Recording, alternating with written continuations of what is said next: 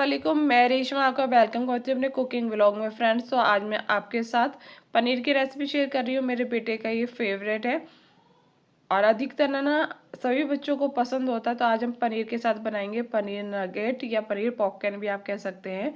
तो आप बच्चों को है ना टी टाइम स्नैक्स के रूप में दे सकते हैं या फिर लंच बॉक्स में भी बच्चे वो बहुत खुश होकर लेके जाते हैं। काफ़ी टाइम तक ये क्रिस्पी बने रहते हैं। तो चलते हैं, बना लेते हैं पनीर नगेट। आप चैनल पे फर्स्ट टाइम विजिट कर रहे हैं, रेसिपी थोड़ी सी भी अच्छी लगे तो लाइक कीजिएगा, चैनल को सब्सक्राइब कीजिएगा। तो चलते हैं, बनाते हैं पनीर नगेट या पनीर पॉपकॉर्न भी आप कह सकते हैं। पॉपकॉर्न बनाने के लिए यहाँ पे मैंने 200 ग्राम लिया है पैकेट वाला पनीर। तो आप नॉर्मल पनीर का यूज़ भी कर सकते हैं, पर है ना पानी नहीं होना चाहिए पनीर में। और पनीर को अगर आपने नॉर्मल पनीर को यूज़ किया है तो उसको कुछ टाइम के लिए फ्रिज में रख देंगे ताकि पनीर हमारा अच्छे से सेट हो। सॉफ्ट पनीर का यूज़ हम नहीं करेंगे यहाँ पर इस रेसिपी के लिए।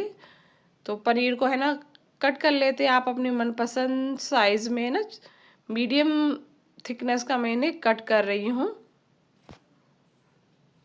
करके ज़रूर देखिएगा। आप बच्चों को लंच बॉक्स में भी दे सकते हैं, बच्चे बहुत खुश होकर खाते हैं।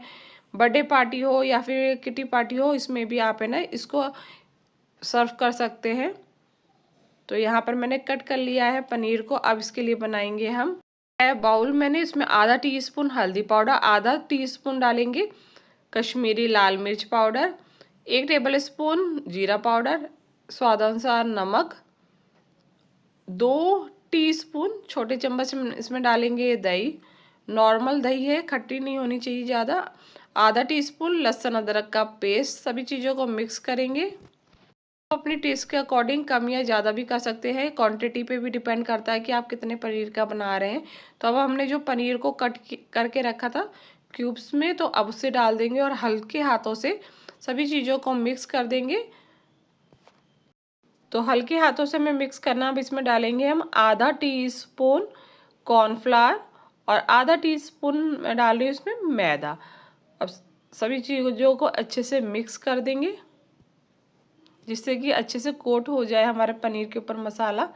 तो यहाँ पे हमारा पनीर है ना रेडी हो गया है। अब दूसरी तरफ यहाँ एक मैंने बाउल लिया है, उसमें डालेंगे अब हम बनाएंगे सैलरी यहाँ पर, जिसमें हम कोट करेंगे पनीर को। 2 टेबल स्पून मैदा, 1 टेबल स्पून कॉर्नफ्लावर, आधा टीस्पून चिली फ्लेक्स, आधा टीस्पून असली स्वादानुसार नमक। फ्रेंड्स, यहाँ पर आप मिक्स हब का यूज़ भी कर सकते हैं।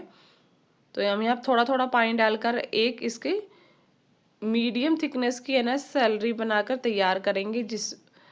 और पानी एक साथ ज़्यादा नहीं डालेंगे, क्योंकि अगर आप ज़्यादा पतला कर देंगे तो भी अच्छे से कोटिंग नहीं हो पाई या फिर ज़्यादा थिक होगा तो भी।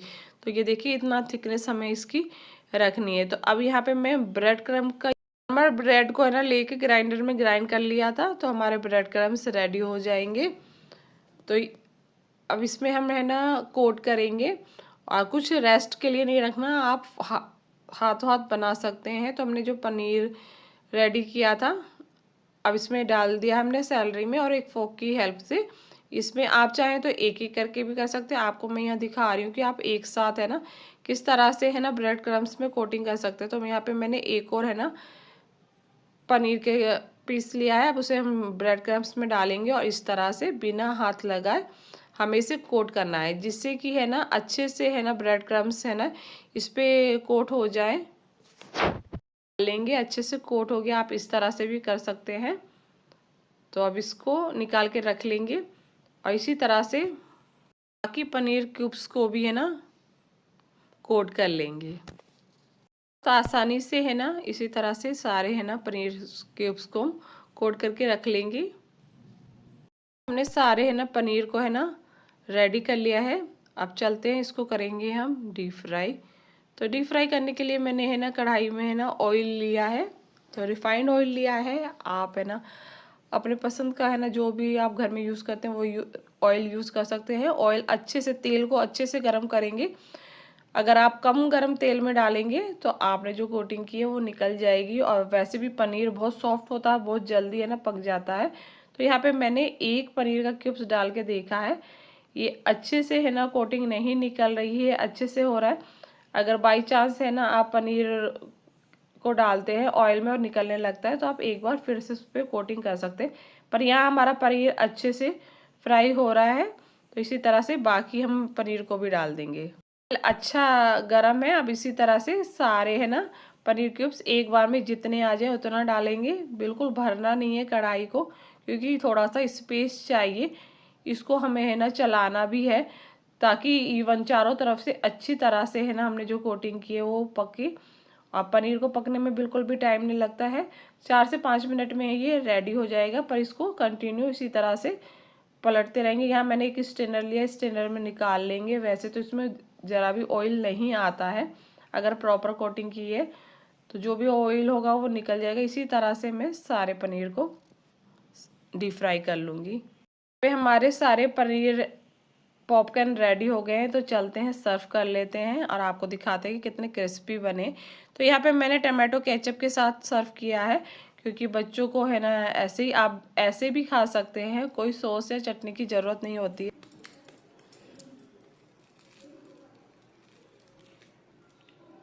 देखिए पनीर अंदर से अच्छे से जूसी हुआ है।